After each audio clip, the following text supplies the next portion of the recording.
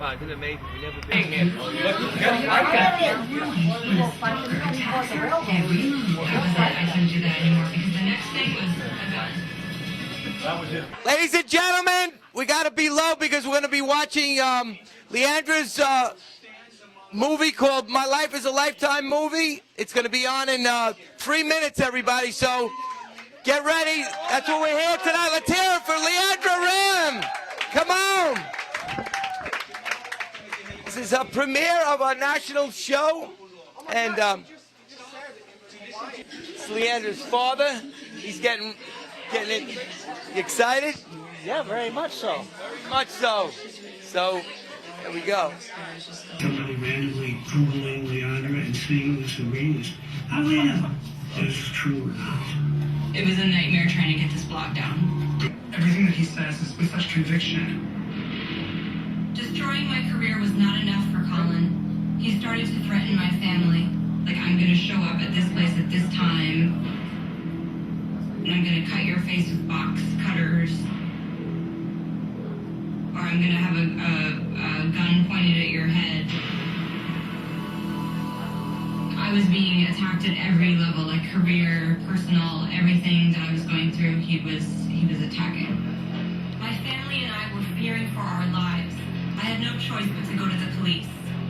I went to the police and I brought so much evidence. I brought copies of the emails, I brought audio recordings of the voicemails, I brought everything that I possibly could to prove to them that this guy is ruining my life, and they did nothing.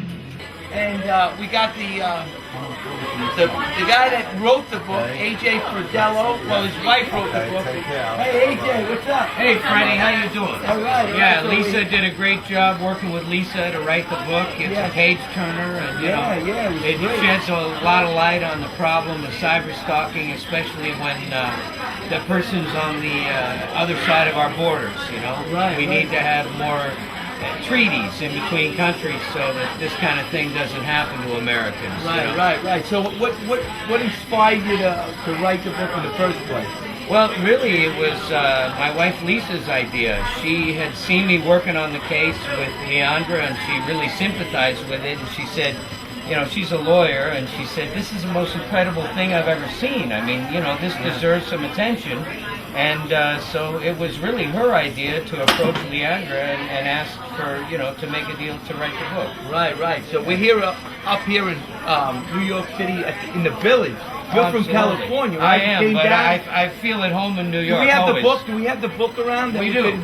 All right, we got the book here, and we got Director Lou. It's got Brian Stalking a Diva. Lapiola. It's available on iBook, Nook, Kindle, and you can get a hard copy like this one from CreateSpace. You go to stalkingadiva.com. Stalkingadiva.com. Wait, put it up so I can... Yeah.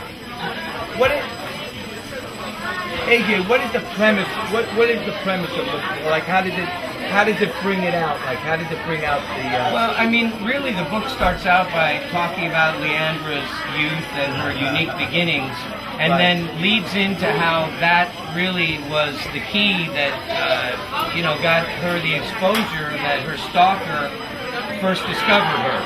Right. And that was on the Anderson Cooper show. Okay. And then, you know, it gets into the fact that this guy, Colin Mack, he really is a master social engineer. You got to give credit where credit is due. Right, he's a smart guy. Yeah, he's a smart guy. He convinced many intelligent people, the New Jersey Opera Theater and many other folks, that he was the head of this Singapore Music Festival, very prestigious event in the opera community and things like that. Yeah. But anyway, when push came to a shove, everybody found out that this guy was an arms dealer and a very dangerous, you know, cat that you didn't want to have anything to do with. And at that point, when Leandra wanted to put her distance from him, that's when he came back and attacked her and really accelerated things.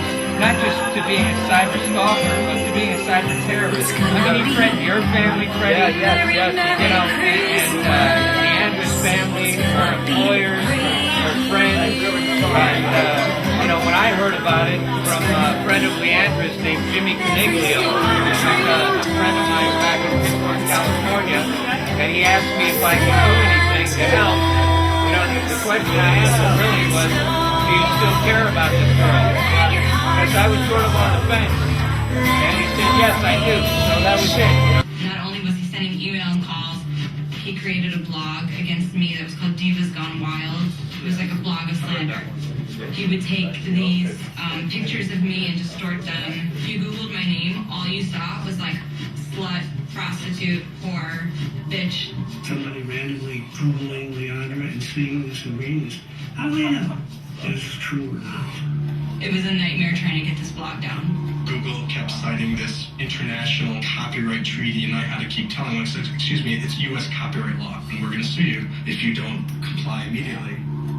We were finally able to get the blogs down, but I knew that Colin would never stop. My lawyer put me in touch with Agent Fardella, who belonged to an international electronic crime task force. Fardella said he could make my problems disappear.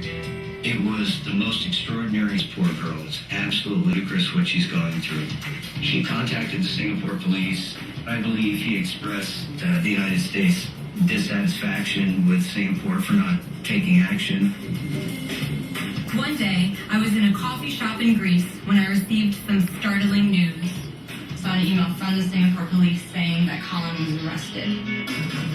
I just jumped up and everybody looked at me, and I was so happy that he was arrested. I couldn't believe it.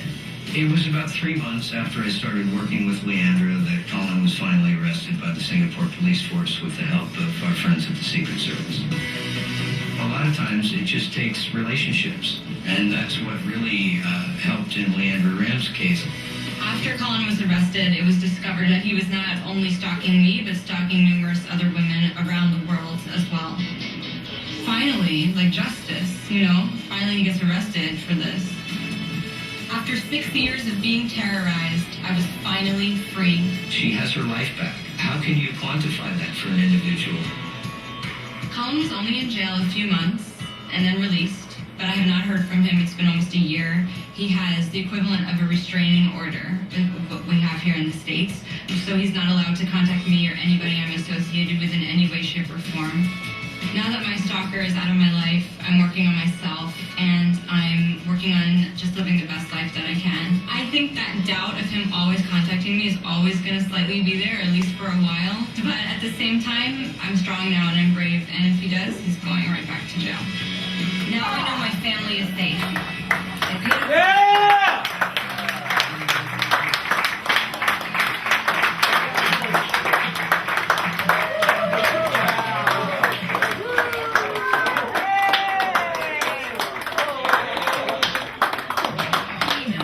Lifetime movies with stories of women in situations